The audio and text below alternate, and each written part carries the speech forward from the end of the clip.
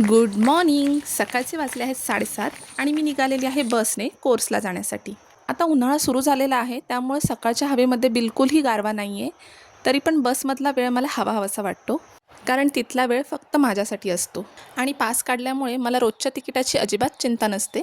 क्लासमधून घरी आल्याच्या नंतर काम आवरण्यासाठी वियारा नेहमीच माझ्या मदतीसाठी सज्ज असते.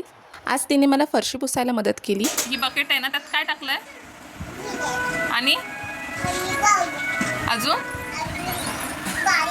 पाणी टाकलंय. कशासाठी ग?